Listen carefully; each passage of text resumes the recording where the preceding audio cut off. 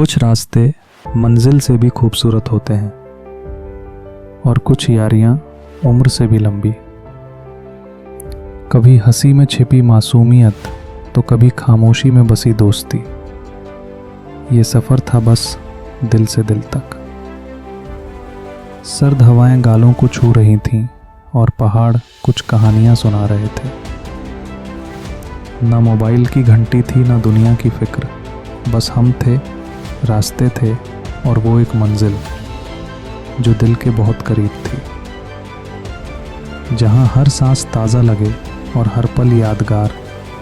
उस हसीन सफ़र की आखिरी मोड़ पर मिली वो जादुई वादियाँ जिसे कहते हैं लैंसडाउन।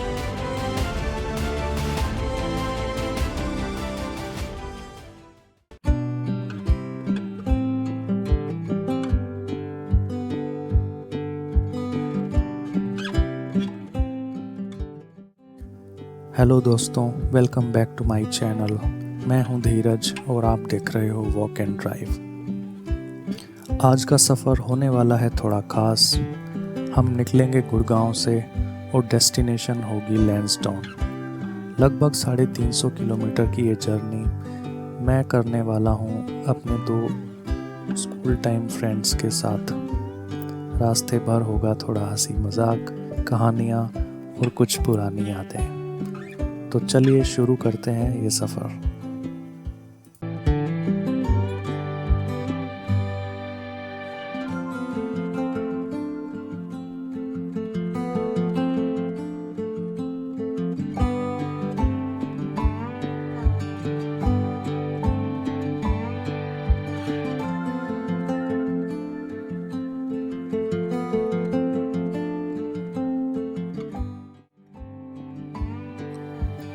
खतौली से निकलकर हमने अपर गंगा कैनाल रोड का रास्ता पकड़ा। ये वही सड़क है जो खतौली को रुड़की और हरिद्वार से जोड़ती है, लेकिन हमें रुड़की पहुंचने से पहले ही इससे अलग होकर नजीबाबाद वाले रास्ते पर मुड़ जाना था। ये सड़कें भले ही चौड़ा हाईवे नहीं, बस एक सीधी सी साधारण डगर ही है। ट्रैफिक भी यहाँ बहुत कम मिलता है और इसी सुकून में इसकी असली खूबसूरती महसूस होती है। हरी भरी किनारियाँ, हवा का ठहराव, मानो सफ़र खुद से ही बातें करने लगा हो।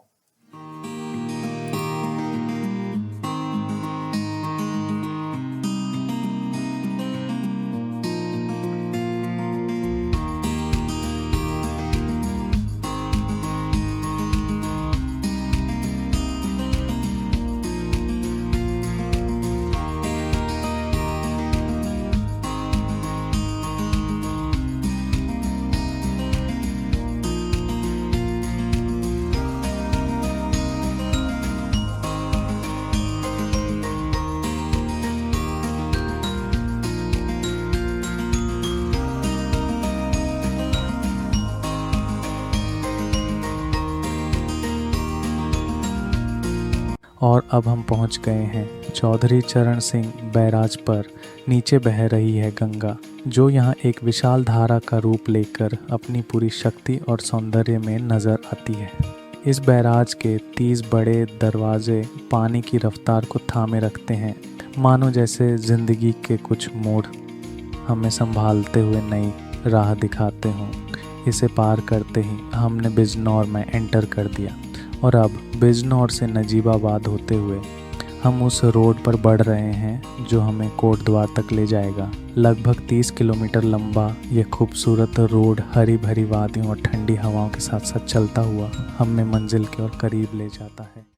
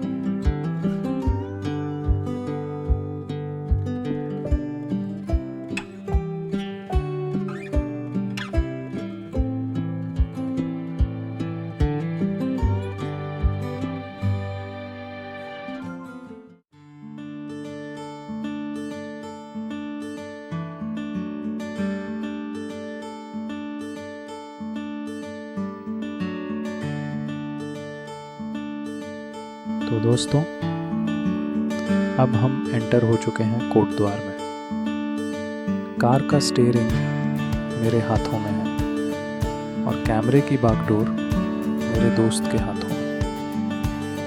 यहाँ से लैंसडाउन केवल 38 किलोमीटर दूर है और आगे की ये राह एक सच्ची पहाड़ी यात्रा का एहसास कराती है। बहुत कठिन तो नहीं, पर हाँ, पहाड़ों पर चलने का थोड़ा तजुर्बा होना ज़रूरी है। और देखो ज़रा ये मनमोहक नज़ारे, हर मोड़, हर घाटी अपनी खूबसूरती से दिल को छू लेने को बेकरार है।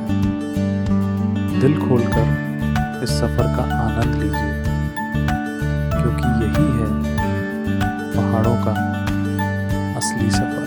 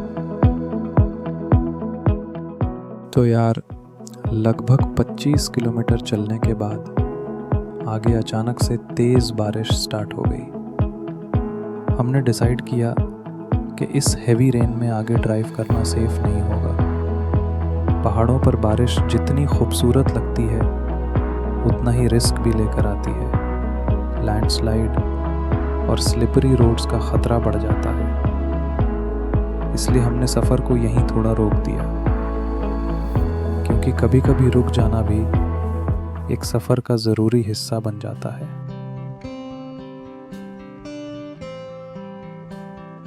तभी हमें एक बेहद खूबसूरत जगह दिखाई दी। वहाँ कुछ प्यारे से हट बने थे और पास ही एक शांत नदी बह रही थी। नदी में पानी बहुत ज़्यादा नहीं था, पर इतना ज़रूर था कि उसके किनारे बैठकर सुकून से वक्त गुजारा जा सके। तो हमने वहीं गाड़ी रोकी और एक हट बुक कर लिया। और अब यही है वो हट, और ये है उसके बाहर का नज़ारा, जो अपने आप में एक कहानी सा लगता है।